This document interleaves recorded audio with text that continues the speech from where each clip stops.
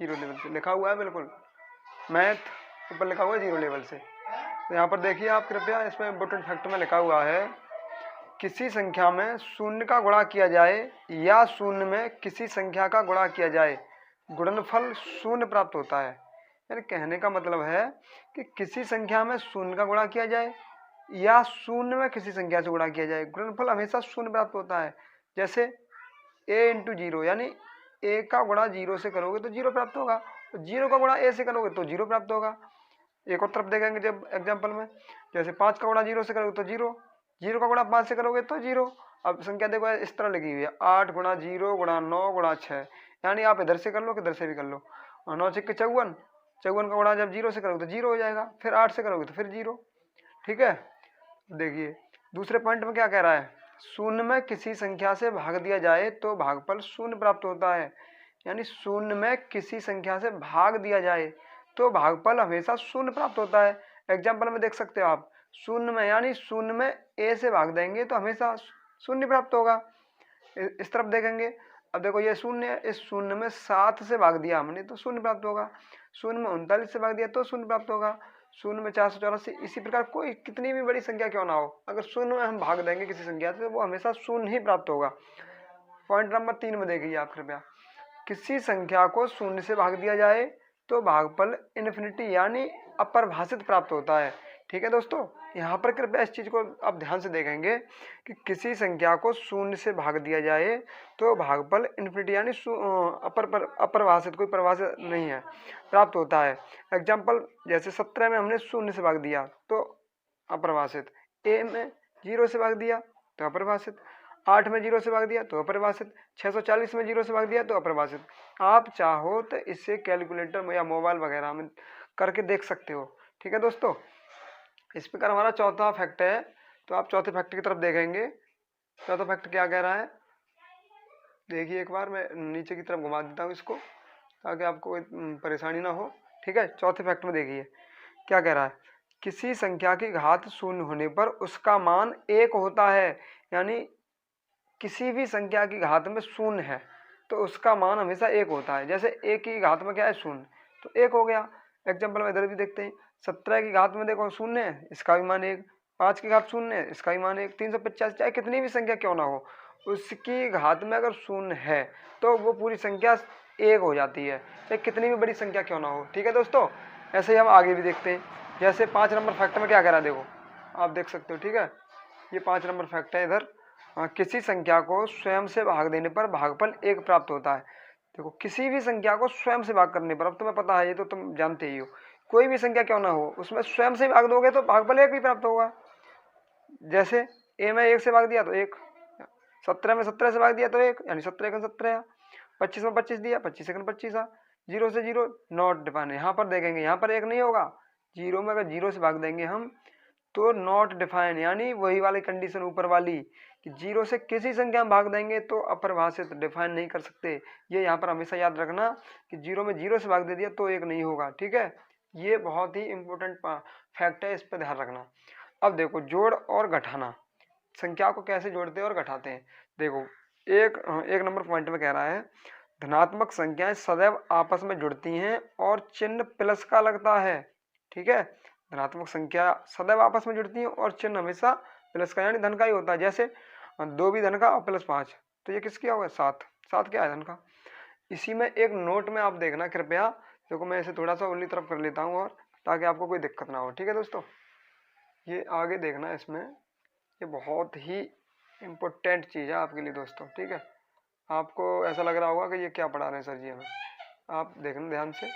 देखो इधर देखते हैं दोस्तों, नोट में क्या कह रहा है, किसी संख्या के पहले, ठीक है, किसी संख्या के पहले कोई भी चिन्ह न हो तो धन का चिन्ह माना जाता है। ठीक है, अगर किसी संख्या के पहले कोई भी चिन्ह नहीं है तो संख्या हमेशा धन की होती है या धन का चिन्ह माना जाता है। ठीक है, जैसे +2 +3 बराबर +5। ठीक है, दूसरे नंबर पॉइंट में देखेंगे, इसी में संख्या को जोड़ना और घटाना में चल रहा है कि धनात्मक और ऋणात्मक संख्याएं सदैव आपस में घट जाती हैं और चिन्ह बड़ी संख्या का लगता है। यानी धनात्मक और ऋणात्मक संख्या है ना, सदैव आपस में घट जाती हैं और चिन्ह उसी का आएगा जो संख्या बड़ी होगी। जैसे एग्जाम्पल में देखेंगे +5 और -7।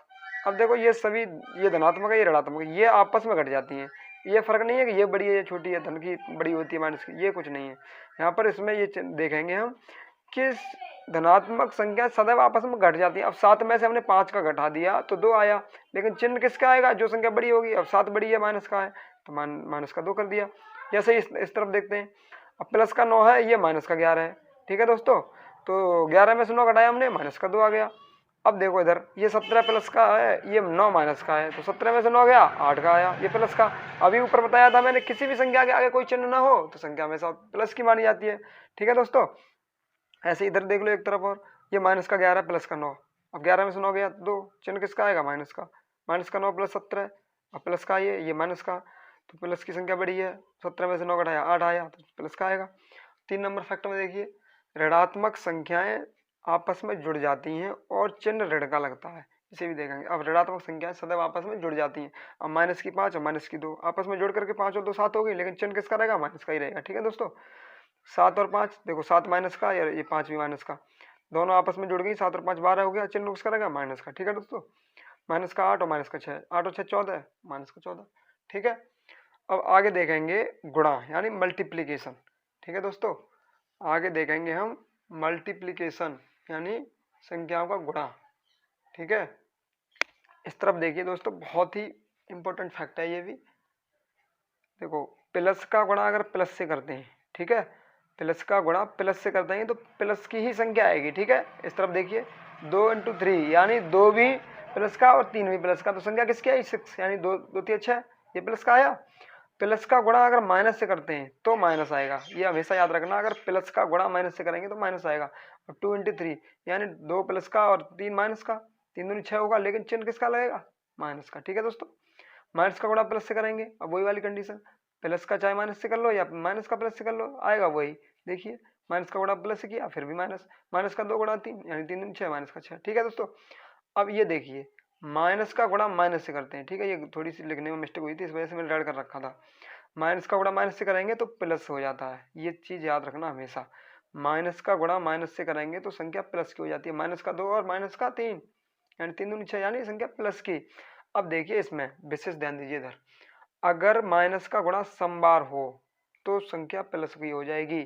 समबार कहने का मतलब सम संख्या आप जानते होंगे, जैसे जो संख्याएं 2 से कटती हैं, 2 4 6 8 10 12 14 16 18 20 की गिनती में आती हों। ठीक है दोस्तों, समबार हो, 2 यानी 2 बार आया हो, 4 बार आया हो, 6 बार आया हो, 8 बार आया हो, तो संख्या प्लस की हो जाएगी। और नीचे क्या कह रहा है, अगर माइनस का गुणा विषम बार हो, विषम भी जानते हो आप, 1 3 5 7 9 11 13 15 17 19 21। ठीक है, इस तरफ यानी 1 बार हो, 3 बार हो, 5 बार हो, 7 बार हो, तो संख्या विषम बार हो मतलब, यानी तो संख्या माइनस की हो जाएगी। ये चीज ध्यान रखना। एग्जाम्पल में देख सकते हो आप दोस्तों, जैसे 2 गुणा माइनस का 3 गुणा 4 गुणा माइनस का 2 गुणा 3। अब आप ऐसे पहले इनको गुणा कर लीजिए, 3 दूनी 6, 6 चौका 24, 24 दूनी 48, 48 तिया 144। ठीक है दोस्तों, या इस तरफ से कर लो, 3 दूनी 6, 6 चौक 24, 24 तिया 72 और 72 दूनी 144। अब 144 तो हो गया, लेकिन चिन्ह देखना है अब क्या है। अब माइनस का चिन्ह देखिए आप, 1 2 3 यानी विषमबार है, 1 2 3 विषमबार है, तो चिन्ह माइनस का लगा दिया हमने। समबार होता तो नहीं लगाते। इस तरफ देखिए आप, अब देखिए पहले गुणा करिए, आप चिन्ह को मत देखिए, पहले गुणा करो। 5 चौका 20, 20 तिया सॉरी 5 चौका 20, 20 दूनी 40, 40 तिया 120, या इधर से कर लो, 3 दूनी 6, 6 पचे 30 और 3 चौक 12, या ऐसे कर लो, 3 दूनी 6, 6 चौक 24, 24 पच्चे 120। ठीक है दोस्तों, अब आप चिन्ह देखिए माइनस का कितनी बार है, 1 2 3 4 यानी 4 बार है, यानी 4 क्या होता है, सम। तो चिन्ह प्लस का, अगर कोई सी संख्या के आगे चिन्ह ना लगाओ तो संख्या धन की मानी जाती है। ठीक है दोस्तों, ये समझ में आया दोस्तों आपको। अब आगे और देखिए आप कृपया, अब देखो क्या कह रहा है, अब कह रहा है भाग यानी डिवीजन। यदि अंश और हर के चिन्ह समान हैं, यदि अंश और हर के चिन्ह समान हैं तो धनात्मक मान प्राप्त होगा। ठीक है, यदि अंश और हर के चिन्ह समान हैं तो धनात्मक मान प्राप्त होगा, और यदि अंश और हर के मान असमान हैं तो ऋणात्मक मान प्राप्त होगा। ठीक है दोस्तों, इस तरफ देखें एग्जाम्पल के द्वारा, जैसे प्लस और प्लस ये दोनों क्या हैं, अंश ये है, ये हर होता है, अंश ऊपर वाला नीचे वाला हर। अब इनके चिन्ह समान है तो धनात्मक यानी धन की संख्या प्राप्त होगी। ठीक है दोस्तों, अगर ये असमान है। अब देखो इसमें अंश क्या है, धनात्मक है, हर क्या है, ऋणात्मक है, तो ऋणात्मक मान प्राप्त होगा। ठीक है दोस्तों, भाग करते समय इसका विशेष ध्यान रखना है। माइनस माइनस ये दोनों समान है तो धनात्मक होगा। ठीक है दोस्तों, माइनस प्लस देखिए तो ऋणात्मक होगा, यानी गुणा जैसे जो गुणा किया था ना हमने वही कंडीशन है इसमें। ठीक है दोस्तों, इधर देखिए एग्जाम्पल में देखते हैं, जैसे 2 से हमने 6 में दिया, दोनों संख्या किसकी है, ये धन की, ये भी धन की, क्या आया 3 आया। ठीक है, धन का। इस तरफ देखिए 6 धन का और -2 ऋणात्मक है, 2 से 3 में दिया 3 आया, लेकिन माइनस का चिन्ह आएगा। ठीक है दोस्तों, 2 से 6 में दिया ये माइनस माइनस, या ऐसे कट सकता है, लेकिन कोई बात नहीं, वो पहले से कह रहा है, हमें नियम याद होने चाहिए। 3 दूनी 6। ठीक है, अब इधर देखिए 2 से 3 में दिया 3 आया, 2 से 6 में दिया 3 आया, लेकिन माइनस का आएगा। ठीक है दोस्तों, इस तरफ देखिए बी ए बट्टे बी, ये माइनस का है तो संख्या क्या होगी, बराबर ए बट्टे माइनस बी बराबर ए माइनस ए बट्टा बी। इसका भी ध्यान रखना। इधर देखिए इसको हम ऐसे लिख सकते हैं। ठीक है दोस्तों, माइनस का 6/2 है तो बराबर करेंगे 6/-2 भी लिख सकते हैं, और -6/2 बराबर